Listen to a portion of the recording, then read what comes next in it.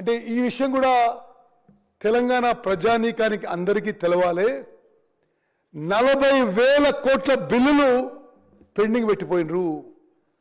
అందులో ఇరిగేషన్కి సంబంధించిన బిల్లులే సుమారు 10,000 కోట్ల రూపాయలు ఉన్నాయి. మరి రాష్ట్రానికి తీవ్రమైన ఆర్థిక భారం శాశ్వతంగా ఒక భారం మోపి నీళ్ళ విషయంలో మాత్రం ఎక్కడా ప్రోగ్రెస్ లేదు. నెక్స్ట్ చేస్తున్నాం మనం ఇప్పుడు ఈ బ్రిజేష్ ట్రిబ్యునల్ ఈ పాలమూరు రంగారెడ్డి ప్రాజెక్టు విషయంలో నేను మరింత వివరాలకు పోను, కానీ చాలా స్పష్టంగా ఈ సభ ద్వారా ఈరోజు మేము ప్రకటిస్తున్నాం. కృష్ణా బేసిన్లో ఉన్న అన్ని ప్రాజెక్టులు పాలమూరు రంగారెడ్డి కానీ, కల్వకుర్తి, నెట్టెంపాడు, కోయిల్ సాగర్, భీమా, కొడంగల్, నారాయణపేట్, అదేవిధంగా ఇట్లు ఉమ్మడి నల్గొండలో ఎస్ఎల్బిసి టనల్, డిండి, అదేవిధంగా మరి ఈ ఈ కృష్ణా బేస్ డేట్ ప్రకటించారు. నెక్స్ట్ స్లైడ్ పెట్టు. ఎప్పుడు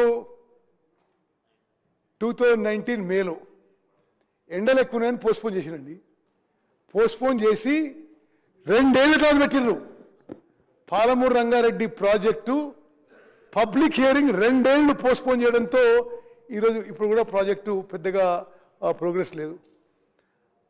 అదేవిధంగా మీరు అర్థం చేసుకోవాలి, తర్వాత మొదలుపెట్టిన కాళేశ్వరం ప్రాజెక్టుకి పబ్లిక్ హియరింగ్ 2017 అవుతుంది.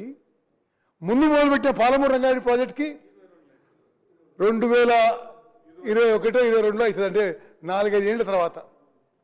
నెక్స్ట్ అదేవిధంగా మీరు ఈరోజు ఇప్పుడు మీడియాలో చూస్తుండొచ్చు, మాజీ ఇరిగేషన్ మంత్రి హరీష్ రావు పదే పదే మేము 90 టీఎంసీలు అన్నాం, మీరు 40 టీఎంసీలు అన్నారు. ఇదంతా అసలు పూర్తిగా పిచ్చి మాటలు. వాళ్ళు సుప్రీంకోర్టుకు పోయి పాలమూరు రంగారెడ్డి ప్రాజెక్ట్ విషయంలో సుప్రీంకోర్టుకు పోయి 7 టీఎంసీలతోనే మేము కట్టుకుంటామని చెప్పి